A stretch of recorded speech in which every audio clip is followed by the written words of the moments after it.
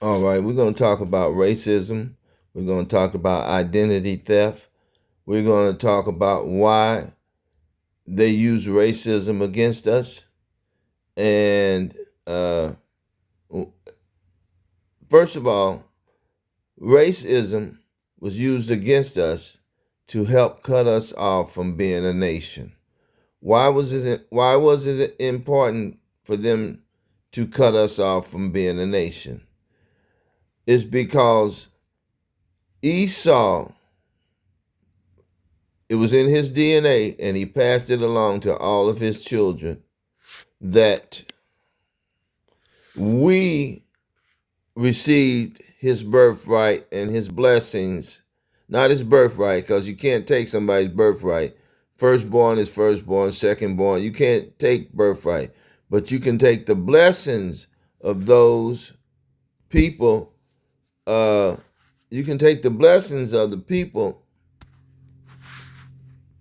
but you can't take the birthright, but you can steal the blessing. So he felt like Jacob stole his blessing because he never intended for Jacob to get the blessings with his birthright that he sold. Why? Because he know you can't sell the birthright, because he would always be the firstborn. But what he sold was his inheritance that came with the firstborn. He sold that. And so racism is a tool used to secure Esau stealing his blessings back, right? He's stealing everything back that Jacob was blessed with. And so I just want to read uh, this passage here, Jeremiah 8:21. For the hurt of the daughters of my people, I am hurt. Why were they hurt? I am black. Astonishment has taken hold of me. Astonishment has taken hold of me. This is uh, Jeremiah talking, right?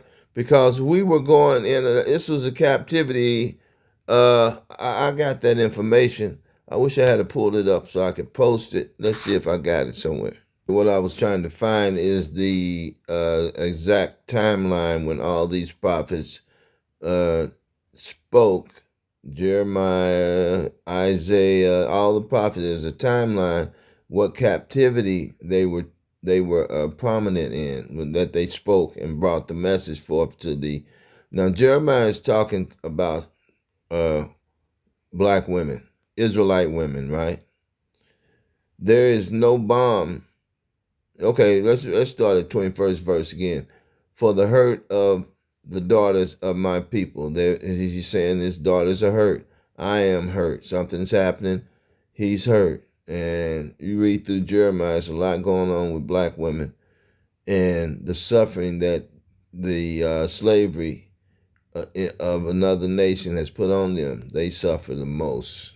Black women suffer the most in all of the captivities. I am black. Astonishment has taken hold of me. He's astonished. He's saying that his people are black, and he's relating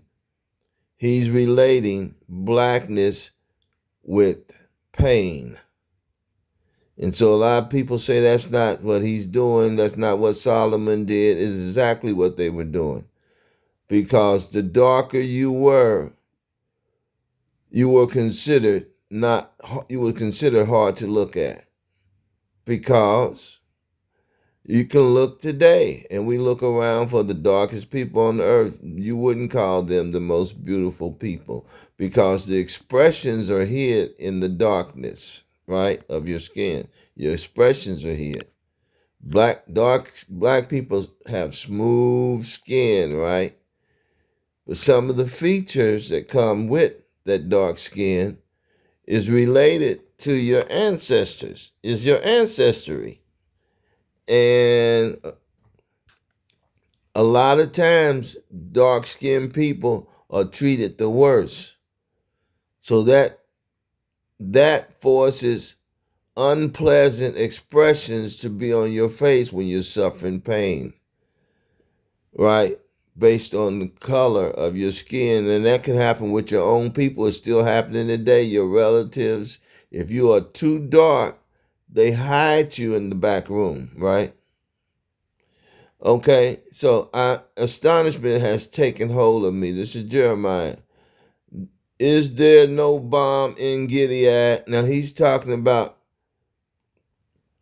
somebody to help his people. It could be a physician. Is there no physician there? He's talking about a sickness that's happening to the particularly it's spiritual, it's physical, and it's emotional. When he talks about a balm, that's a physician, a doctor. Is there no physician? Is there no medicine?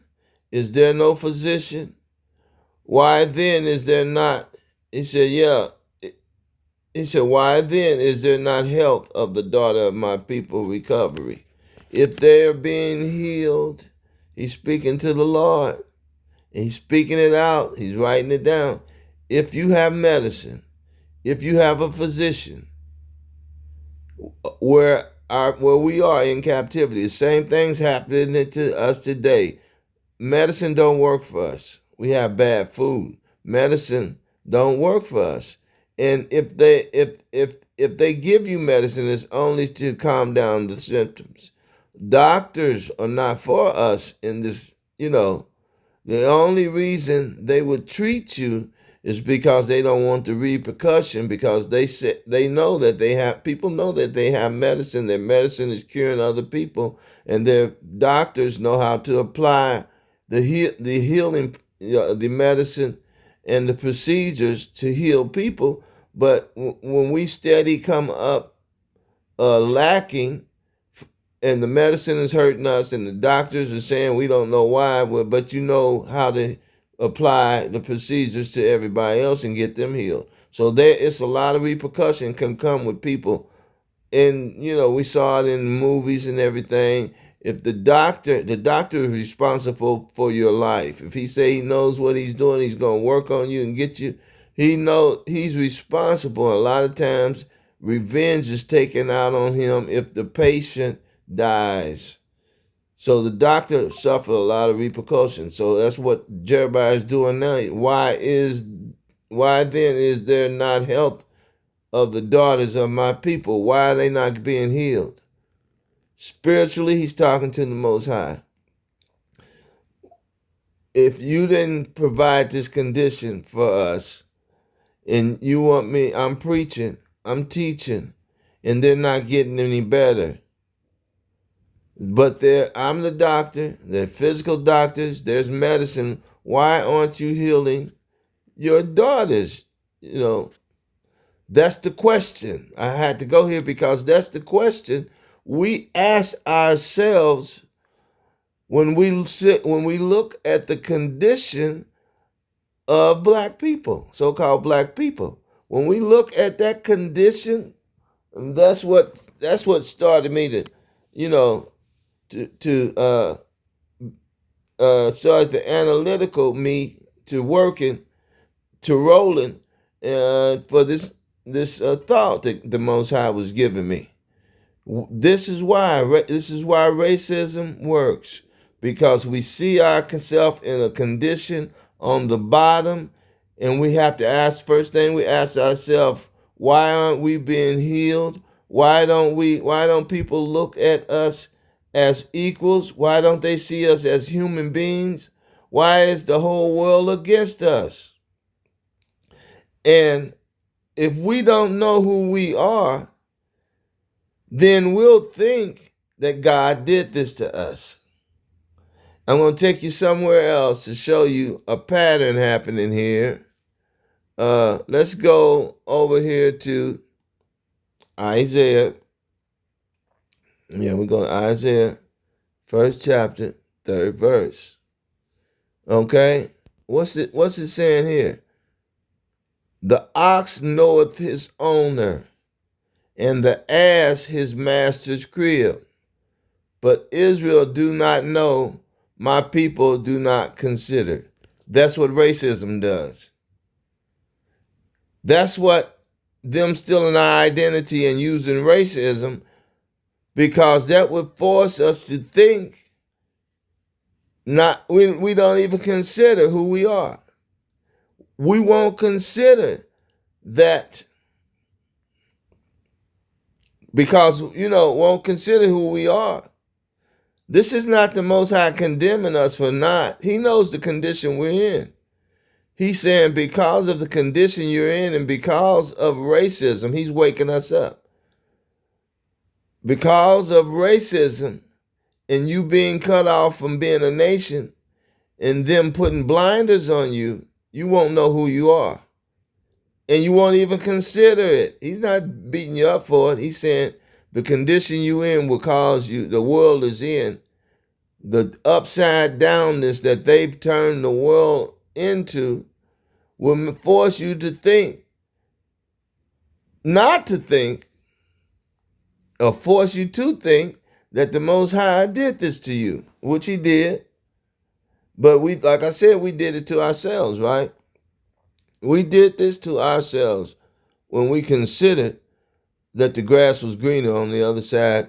We turned our backs on the Most High. We walked away from him. We forced him to anger and to jealousy. And so he said, I'm going to turn away. And I'm going to leave you over to a reprobate mind. I'm going to leave you to your own thoughts. Let you do your thing.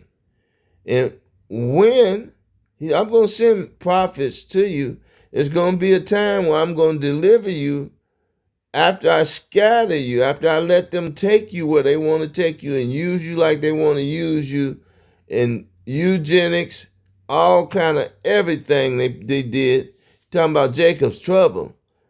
If Jim Crow wasn't Jacob's trouble, I said, well, yeah, no, it's going to be Jacob's trouble at the end. It's going to be, maybe for some of you, yes. For the 2/3, yes.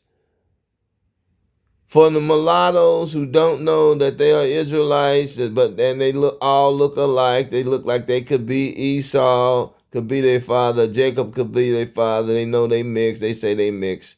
Maybe for you guys, yeah. But for those who have the seal in their forehead, the seal of the Most High God in their forehead, he told Jacob's trouble, the releasing of the terrible times, not to touch us. You don't know if you saved or not. I do. Because God said I'm sealed in my forehead. You can't change that. Once you get that seal, you can't change that. I know who I am. I know the laws. I keep the laws. Don't eat shrimp, crab, lobster, pork.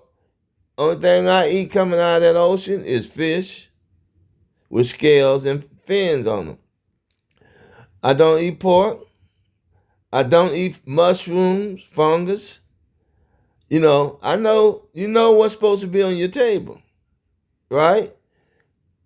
I don't eat armadillo. I don't eat the rodent. I don't eat the rodent, which is rabbit too. I used to love rabbit. I don't eat that. I don't eat the horse.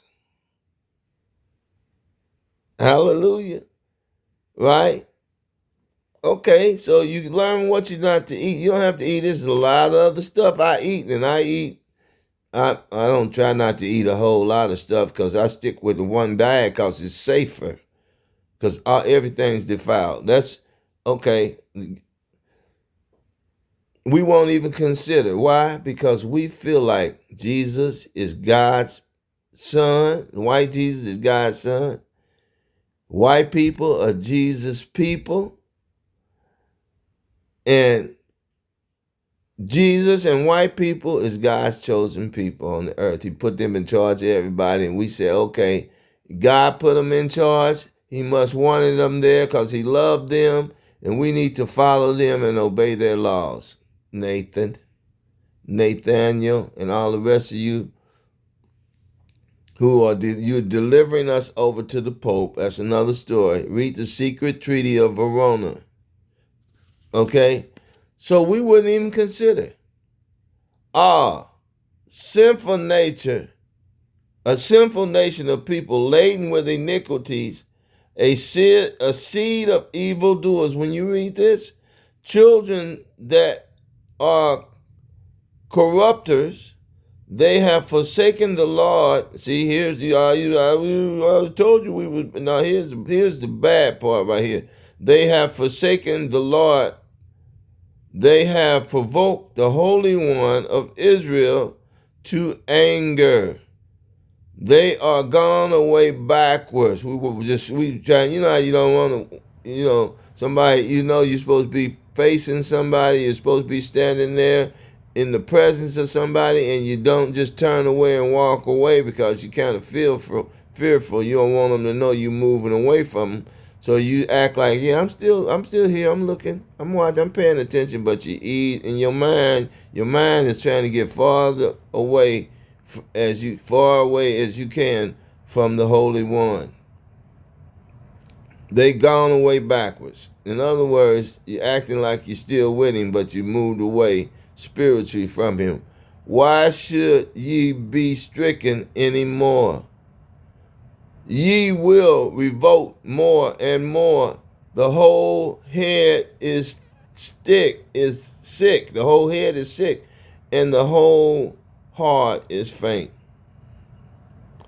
Then it goes from the soul to the foot, even into the head. There is no soundness in it, but wounded. We're wounded. Remember, I did a video on how we're all wounded. So how you gonna say the brother was talking about? The story. He was talking about you shouldn't mess with people who've been hurt. Shouldn't marry hurt. A Israelite man shouldn't marry a hurt woman because she's gonna bring him down.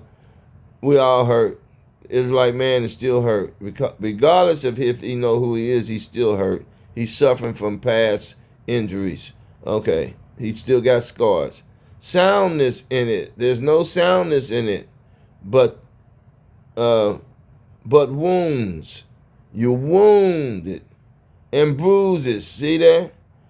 And putrefying sores. They have been closed. They have not been closed, neither bounded, neither mortified, neither any medicine put on them or ointment. That's the way we are now. That's who he's describing. We're walking around looking like we're okay, but this is us right here. This is how we see ourselves. Our prophets, our priests, they see us. We're sick. We need healing. We could never think this about ourselves or God.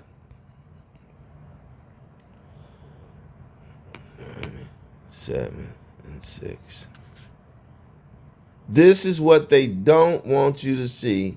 This is why racism is so prevalent in their doctrine concerning us, about us. This is why they keep racism spreaded, so we'll never look at ourselves as the way God sees us. Deuteronomy 7 and 6. It's simple. I told you it was real simple. For thou art a holy people unto the Lord thy God. First thing, we don't believe God is our God. We think he's the white man God. Because they spread Christianity and hit us in our head with a hammer at the same time. This is Jesus. Boom! Get over and pick that cotton. This is Jesus. You better worship him. Boom! Get in the house and cook my food.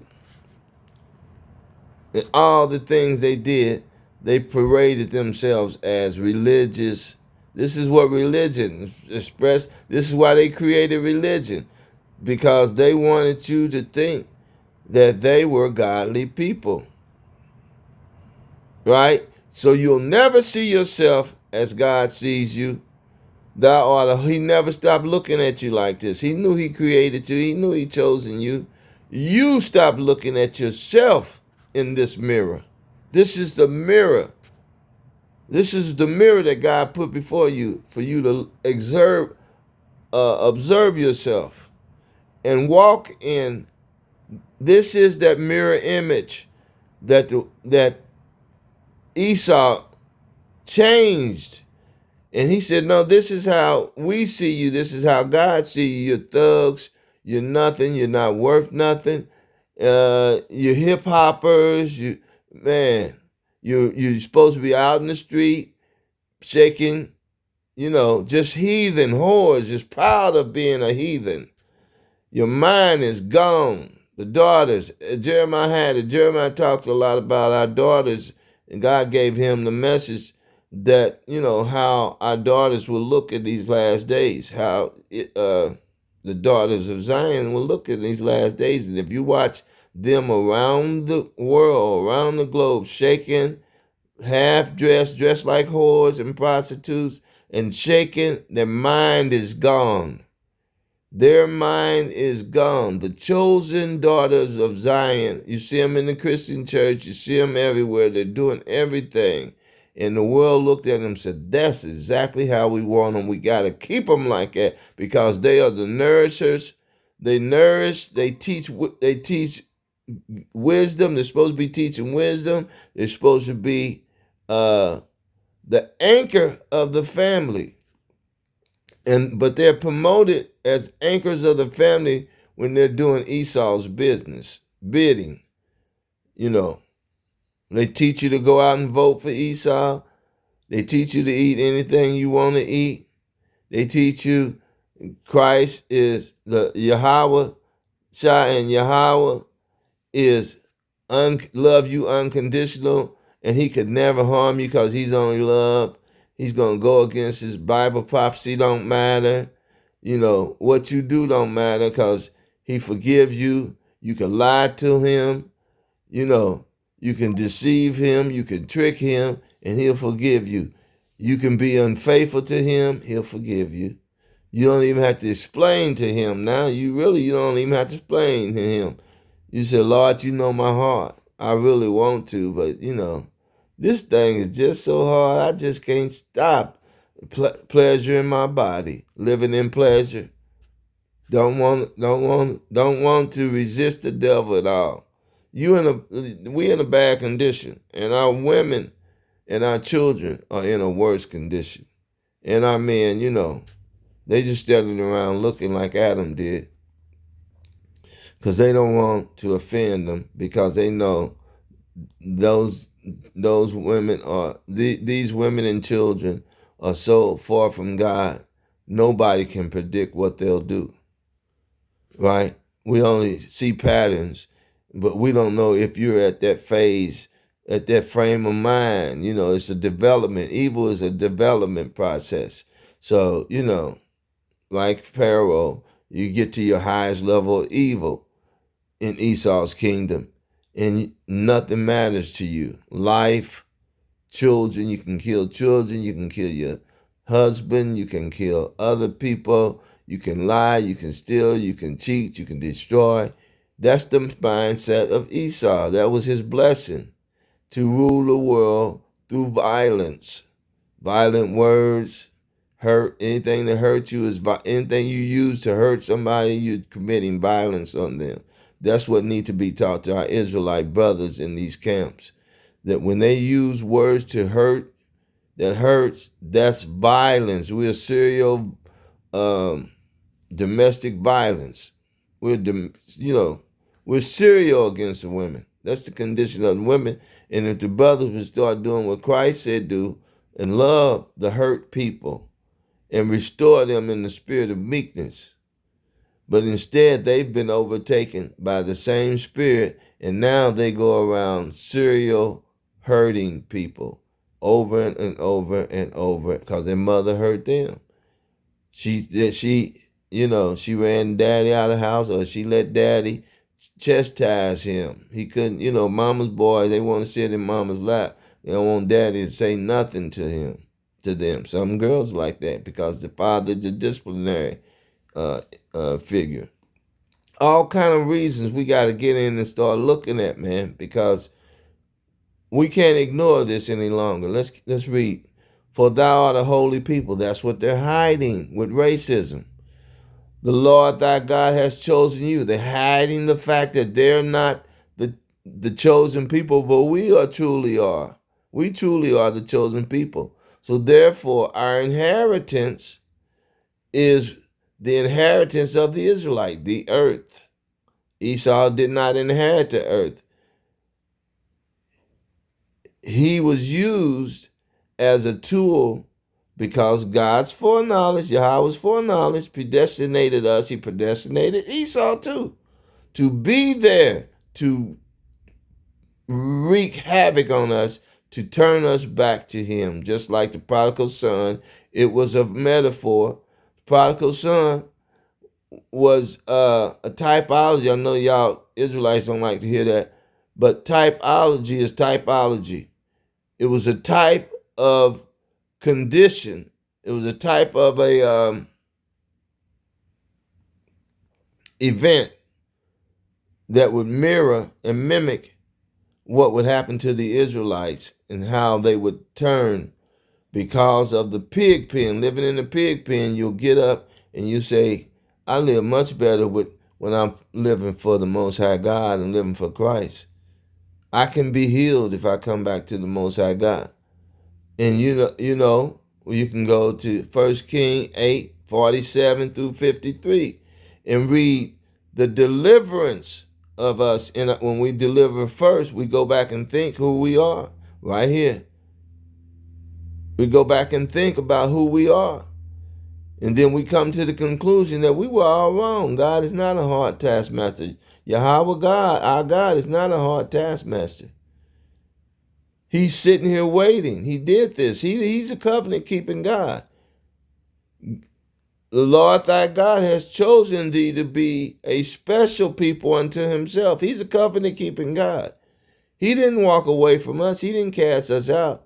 He left us he left us to our own devices. We wanted to worship and make Esau our God, and that's what happened.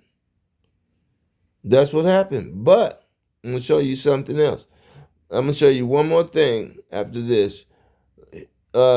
Special people unto himself, but above all people that are upon the face of the earth. Above all people that are upon the face of the earth. The Lord did not set his love upon you, nor choose you because you were more in number than any people, more in number, mentally better than anybody else. He chose you for his own reason. He made us tougher than everybody else because I don't know.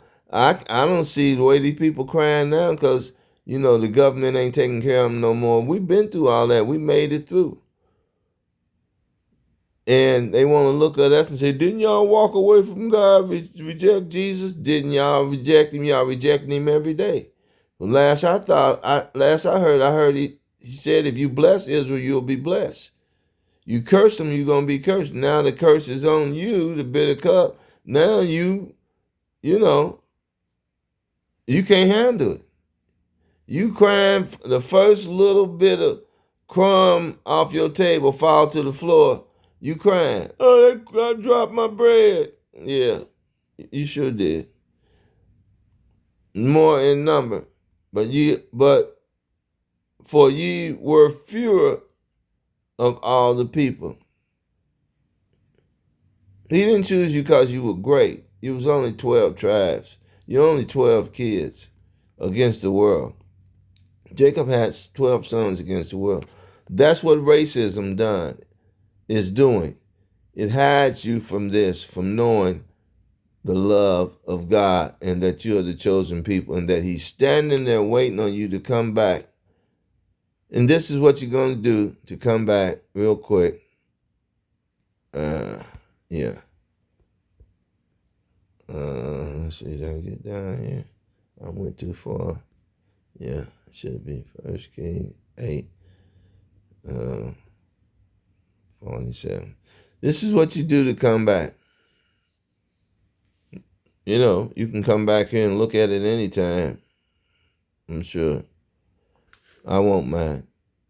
Yet, if ye shall bethink if they shall bethink themselves. This is Solomon praying to God, God putting these words in his mouth so he can republish them. So we'll have a roadmap, a path, an understanding how to get out of the curse. I got one more verse I want to show you in Job 34 and 24 and 34, 24. Look, we're going to look at it.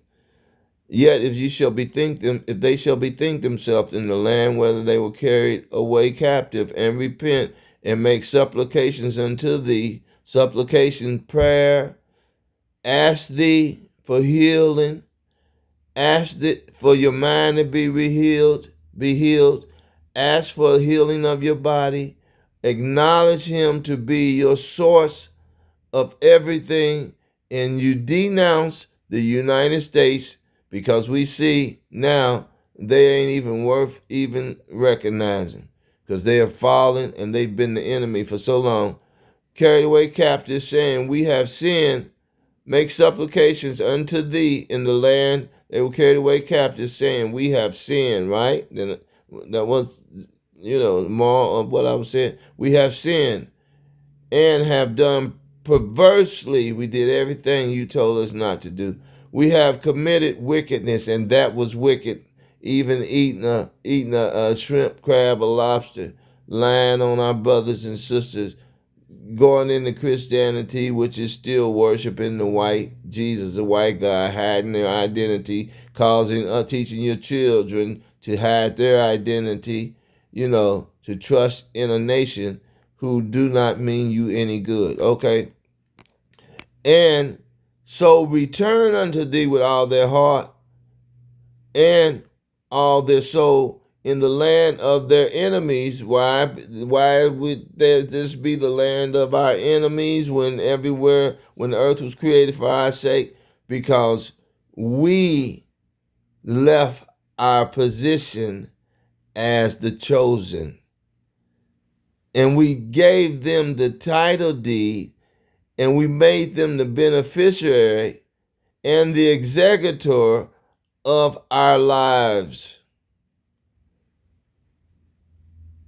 We made them the trustee, the executor, and the beneficiaries of our inheritance and our identity. We gave our identity, and we took up their identity and their characteristics, which put us on the bottom.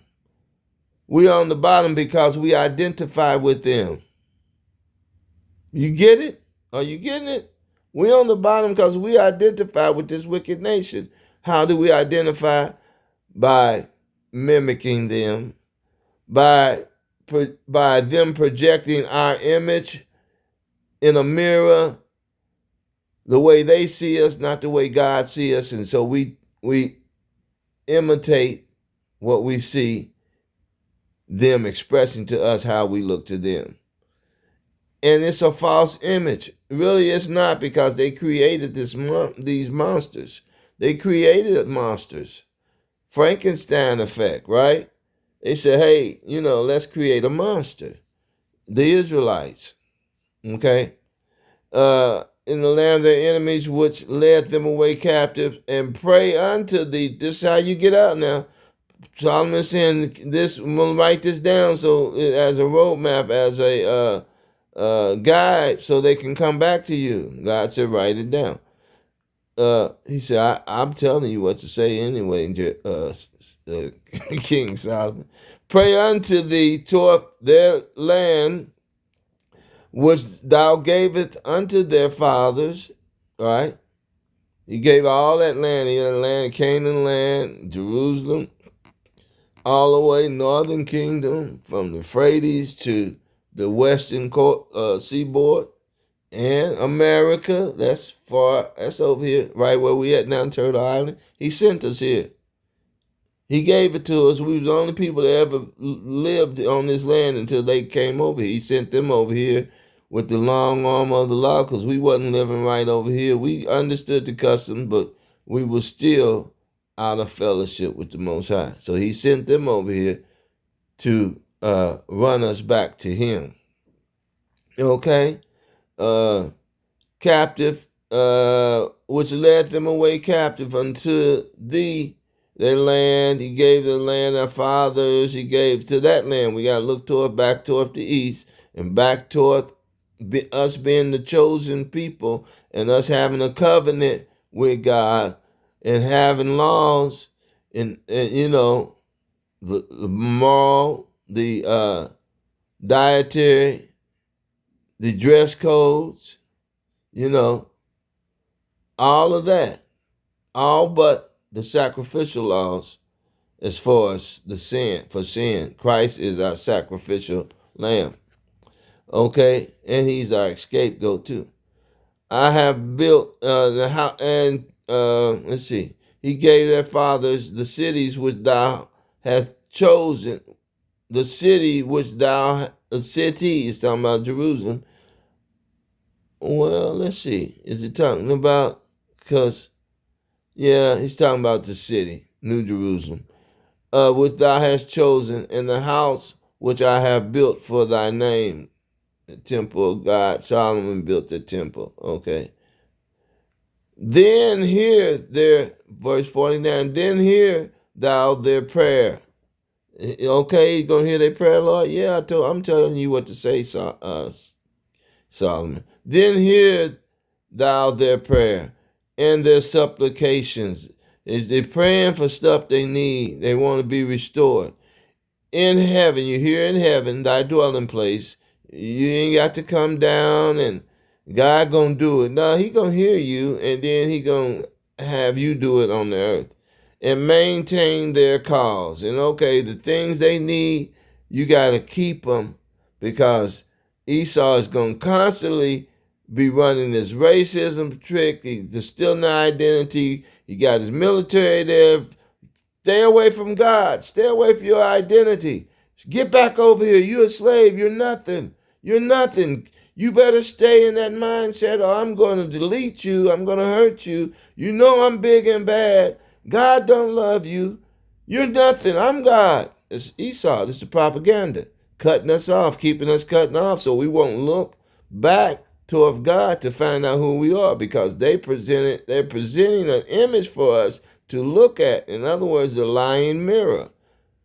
We look in the mirror and they said, you see yourself? Yeah, you black. And this is how we look at you. Put it all on the news, in the movies. This is your image. You got to, you know, we're going to make some famous people and we want you to identify with them.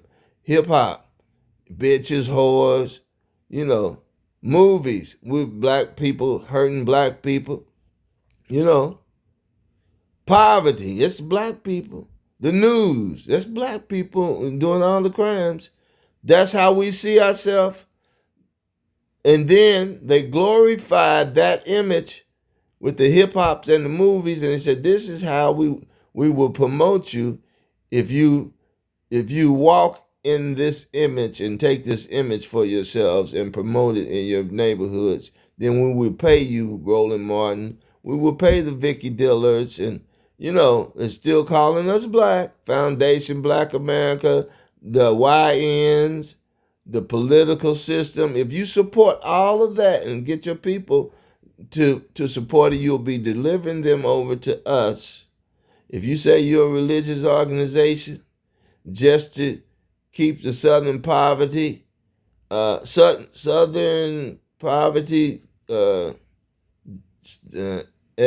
know what I mean, people who say who go around, you know, the people y'all scared of, they all black. Most of them are black. They showed the picture. They showed the picture of them. Southern Poverty Division.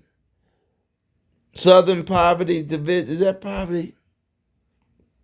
Well, you know who I'm talking about. The people who identify all the dangerous people and groups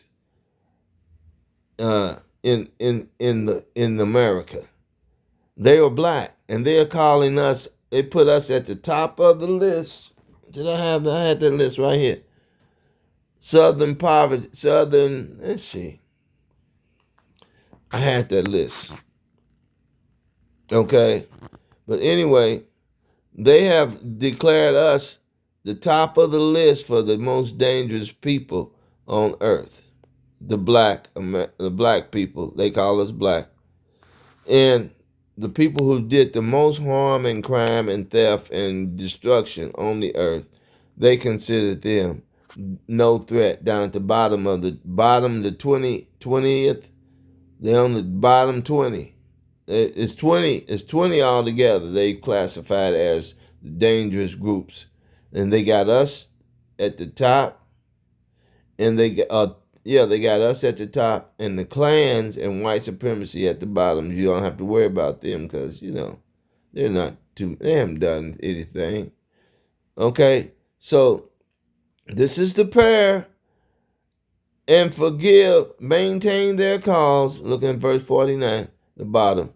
Maintain their cause. We gotta take our cause to the Most High God. Whatever trouble you have, stop selling it yourself with violence on your own people, or worrying and wondering where you're gonna get your food from, wondering why the government doing you like this, wondering if they ever gonna deliver you from the condition they got you in. Why would they? They put you there. They're not gonna deliver you. You have a cause. You need deliverance. And forgive. I'm way up in here, 41. I guess I had to do it.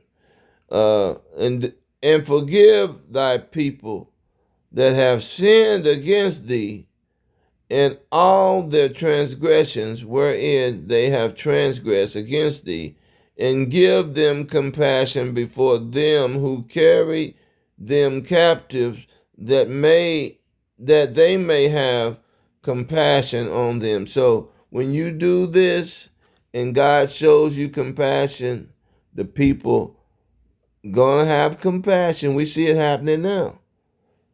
We see it happening now. I know y'all don't watch TikTok and YouTube, but we even got all the other nations showing, you know, TikTokers saying, these are God's chosen people. They might not say it in that word, but anyway, they said, what black people ain't never did nothing to nobody. They still not identity calling us black. Well, black people ain't never did nothing to nobody. We shouldn't treat them like that. They, Hispanics, you shouldn't treat black. They never done nothing to you. Everybody treating them bad, and they never done nothing to nobody. Have compassion on them. They're gonna have compassion. That's what they're doing. They're saying they didn't do nothing to me. Why do I hate these people? They're rethinking themselves. Why do we hate them and treat them like this? They don't even know, a lot of people. But the government knows that that's the way they stop us from considering. If thou shalt bethink themselves, consider who we are. Okay, maintain their cause and forgive thy people. Okay, down and have compassion on them. Down at the bottom of verse 50. For they be thy people. God is telling Solomon to say, for they be thy people. So we are understanding that we are his people, and he will redeem us because he's a covenant keeping God. I'm going to show you. You say, well, we got to wait till the 2/3. The 2/3 ain't coming back. So he's going to deliver you. I'm going to show you. For they be thy people, and thine inheritance. If we're his inheritance, he's going to set us back where he had us divided off to, away from the other nations who call themselves our neighbors. Now we can't indict them. We can't defend ourselves because that would be not showing love to the neighbors. Well, the people who serial hate you and destroying you and everything you own. They're taking it and putting you out in the dirt. But since they put us in the dirt, now the cup has been turned. They have to go and take on. We see it happening. The world hates them. They have nothing. Their monetary system is gone. He's removing the people who, they're America's allies, which would be the small hats. He's removing them from where they are, from the hierarch position, higher echelon position. So it's not about money or nothing no more. People, they see you for who you are. You the devil's, you're Esau's children, and God is bringing you down from your high horse. Uh, which which thou broughtest forth out of Egypt from the midst of the fiery furnace of iron. That's Rome. 2. Fiery furnace of iron. Iron gets really hot. Cast iron pots and stuff. Notice how they hold heat. And he delivered us from that captivity, that thine eyes may be open unto the supplications of thy servant, and unto he's praying, he's asking God giving you this to say, Solomon, but at this time Solomon heartfelt in his mind, he said, do it for me. God, deliver your people for my sake, because I prayed this prayer. You answer all my prayers. You gave me everything. I trust you. That thy eyes may be open unto the supplications of thy servant and unto the supplications of thy people Israel, to hearken unto them in all that they call unto thee. You see what I mean? I'm going to read and go to Job and try to find this last scripture. For thou didst separate them from among all. He separated us. You talking about we all one people? No, you go back over there. We won't have nothing to do with you. We trying to get right with our God. We're turning away from evil. Now you can cleave to us, but you got to keep these laws. And you got to bow down to us. No, you don't want to do that. You don't want to call us, sovereign in our own land. You keep stealing. You want to keep the steal, right? You separated them from among all the people of the earth to be thine inheritance.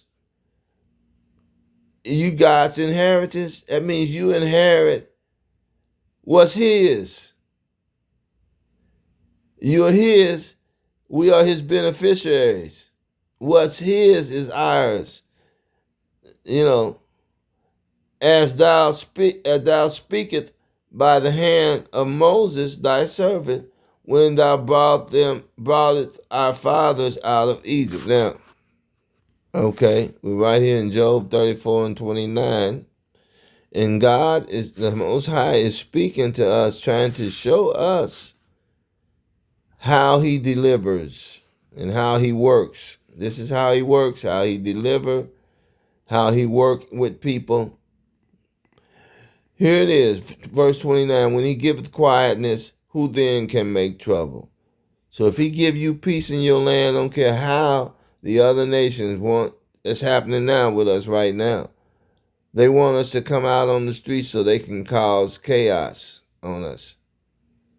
But they're afraid of the Most High God, that he's going to wake us up and give us the victory over the heathens.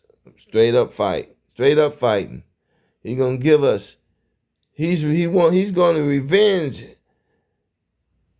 himself and us, his inheritance. They stole his inheritance. They got to pay for that. And that's what they're afraid of. Even more, they're afraid of him giving us the power and the strength to subdue them. That's what they're really afraid of, that.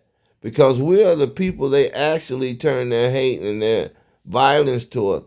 So they know they might be able to appeal to God's loving kindness and try to indict him for making them like that. They're going to do all of that. But they can't psych us and make us have empathy for us when they're steadily at war with us and hurting our children.